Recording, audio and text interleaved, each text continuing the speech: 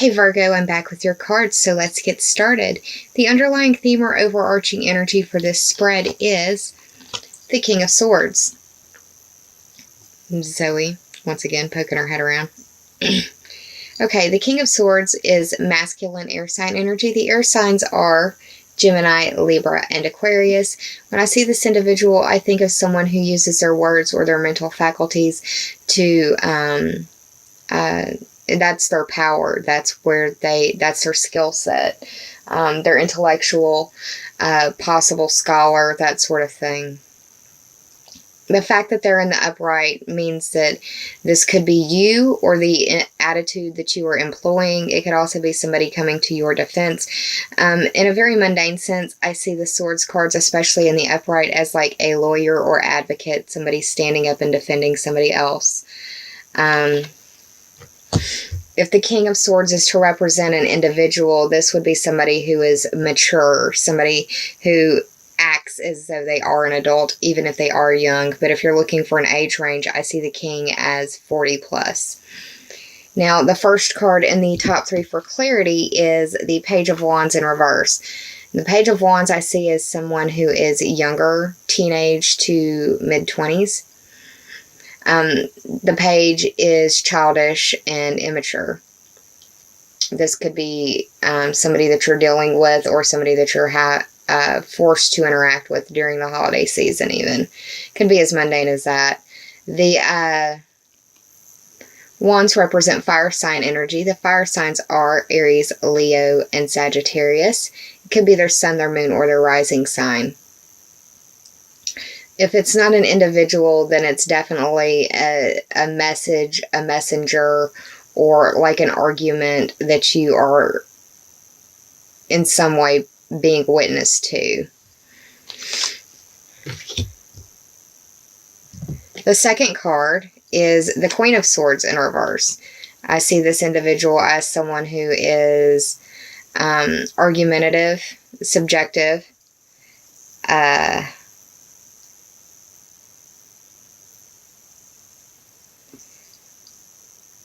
this person could use words to hurt or argues just for the sake of arguing. Whenever I see the Swords cards in reverse in the Court cards, I think of misinformation, and this can be through either intent or through misintent, through no malice of their own. They're regurgitating what they've been told, but that's not always the case. I just don't want to be the kind of reader that's like, they're lying to you, because that doesn't necessarily, it's not the case for every situation. I just try to give you what I see and how I see it. It could be that you're dealing with, like a mom and her son, and for whatever reason, it's, they're at each other's throats, I guess, over the holidays. And you're the one who has to come in and kind of play mediator, is one way that I see it turning out. Is really one of the main ways that I see it turning out, because there's a lot of characters in this spread. The only card that isn't a character card is a Major Arcana card, and it was your third card in the top three for clarity. It is the 7. The first numerology, or the first number of this spread, numerology. I read the numbers a different way than most readers do, because I'm weird like that. I see the numbers, or reduce the numbers down for the numbers 1 through 12 for the astrological houses. So the 7 represents the 7th house. And that's the house that Libra rules. So it may involve a Libra. I think about the duplicitous signs when I see the Chariot, because of these sphinxes down here, the black and the white. Without the, without the light, there can be no dark, and vice versa. So I think about the duplicitous signs. I think about the Pisces. I think about the Geminis. I think about the Librans when I see this card, because of these guys down here. This card traditionally represents the zodiac sign of Cancer, I can't really give you the reasoning behind that, except for maybe these little crescent moons for the shoulder pads right there. It's supposed to represent tradition. It's also known as achievement through self-effort or self-mastery. It's being able to grab life by the reins and keep it on the road, if you will, keeping it together. The fact that it's in the upright is a really nice omen. When I see the Chariot, I also think of transportation, because the Chariot is a means of transport. So your vehicle, just make sure that you've done all of your, just do a pre-trip check before you hit the road if you're traveling. If you are going by air, and I do see these wings as air travel, it may be that your flight gets delayed and you have to deal with people bitching and whining and complaining like they're the only ones that have to deal with that problem. It's just another way that I see it playing out. But the outcome, the best way for you to handle it is to be this King of Swords and be authentic, but be cerebral, be about the facts, understand the case, understand the arguments at hand. And, or you may be dealing with somebody in the legal field or something of that nature. But you've got the Queen of Swords in reverse and the King of Swords upright. Got a lot of air signs playing out in your world for you, possibly. Now, I did the math on this spread, and the only number that showed up was 7, and I've already spoken about that house, but it's the house of Libra, the house of open enemies. It's the house of counseling. It's the house of your partnerships and relationships and how you identify who you are as a human being through those relationships and those day-to-day interactions, people that you deal with on a very regular basis.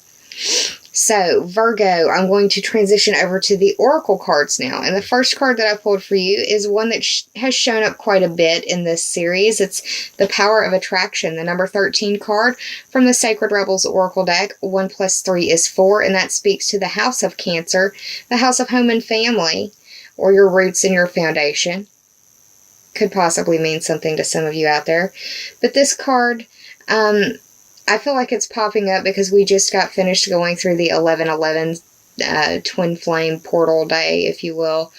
I don't like to talk about that very much. I feel like it's really discussed too much as it is. I think that's a pretty sacred union, so I try to give it the respect that it's due. But this is a card that does indicate that you could be dealing with somebody of that level or caliber in your world, or just a soulmate. Soulmates aren't necessarily the person that completes you, a la Jerry Maguire. Soulmates can be friends. Soulmates can be enemies. Soulmates can be parents. Soulmates can be children. Soulmates can be the person that calls 911 in the middle of the night to save your life in the middle of, when your house is on fire. Soulmates can be those kind of people that are pivotal in your life, and you don't have to know them long. You could have known them your whole life. It really depends. But if you are watching a video like this, then you're of the sensitive variety, I assume, or I would like to believe you're sensitively inclined, and you have an instinct when you're around somebody that you have a soul contract with.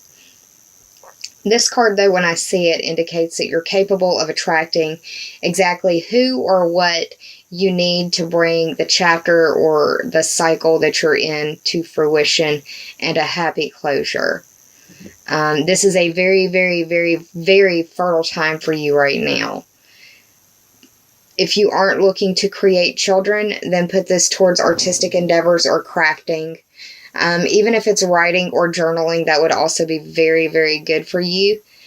Understand that creation is a process of edits, and that the first version is never going to look like the final version. Artistic edits are required now in your creative life, but also in your life as well.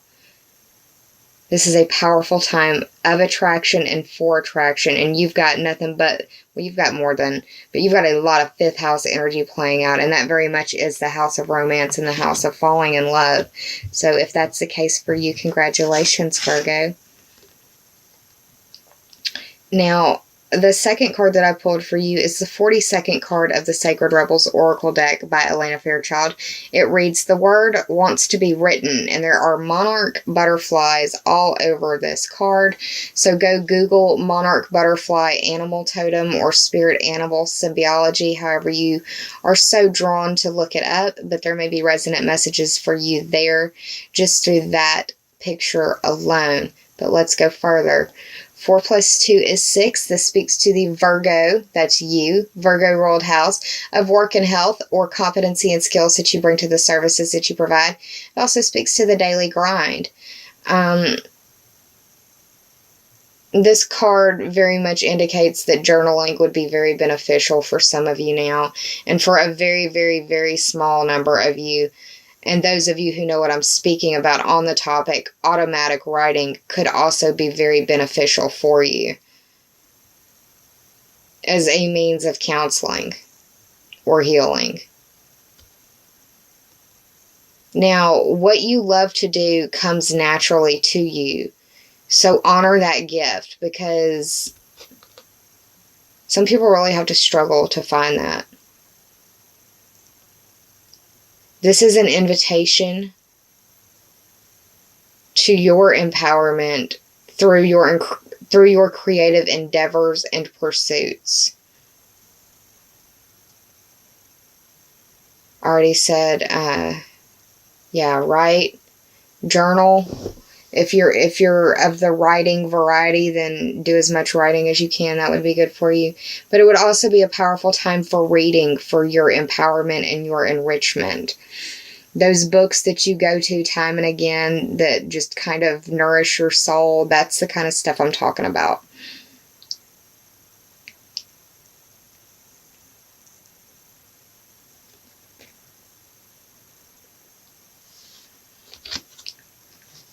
So Virgo, that's what I see going on for you in December. I hope that you have a happy holiday season. I hope that you are making memories with your friends and family, because those are things that you don't have to buy and that no one can ever take from you. Please employ your self-care measures.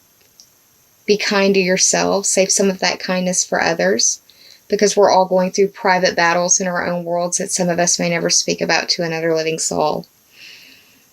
And it's the holidays, y'all. Be kind. I hope that you're well. And I'll see you at the mid-month reading